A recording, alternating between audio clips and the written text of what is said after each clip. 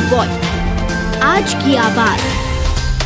इस दौरान कांग्रेसियों ने निगम के नेता प्रतिपक्ष चिंटू चौकसी के नेतृत्व में जमकर नारेबाजी की और गरीबों को न्याय दिलाने की बात कही।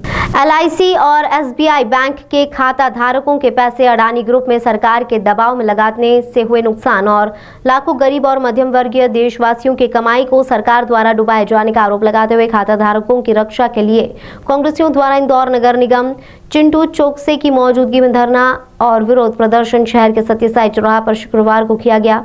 चिंटू चौकसी ने इस दौरान कहा कि सूट बूट वाली सरकार यानी कि PM नरेंद्र मोदी द्वारा LIC और SBI का पैसा अडानी जैसे लोगों खा गए हैं, जिसके कारण गरीब और मध्यम वर्गीय लोग परेशान हो रहे हैं।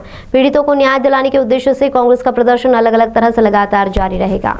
जुबान अपनी लंबी निकाल के आप देखना, शिवराज जी का चेहरा कभी गौर से देखोगे तो एकदम बिल्कुल कुत्ते की तरह नजर आएगा।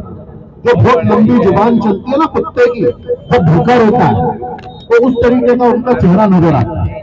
आप गौर से देखना, हकीकत कह रहा हूँ।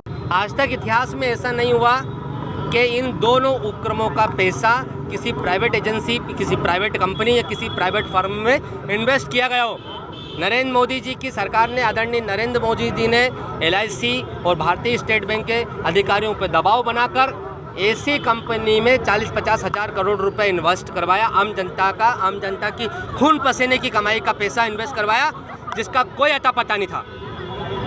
हम सब जानते हैं कि बीते दिनों में किस तरीके से अडानी जी की कंपनी ब्लैकलिस्ट हुई, किस तरीके से फर्जी सारा काम निकला, किस तरीके से स्कैंडल साबित हुआ, सारी गलतियां सामने आई और किस तरीके से शेयर धड़ाम से नीचे गिरा, क्योंकि कंपनी कोई अस्तित्व में थी नहीं। सारा का सारा बवंडर मचाया हुआ था, सारी की सारी।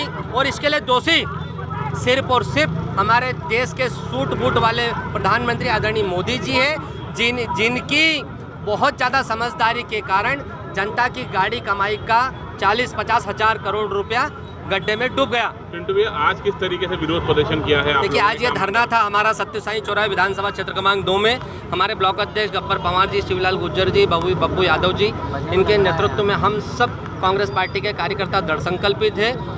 यहाँ से आने जाने वाले लोगों तक कांग्रेस पार्टी की आवाज़ पहुँचे, आम जनता की आवाज़ पहुँचे, नरेंद्र मोदी जी की तानाशाही पहुँचे, अन्याय और अत्याचार पहुँचे।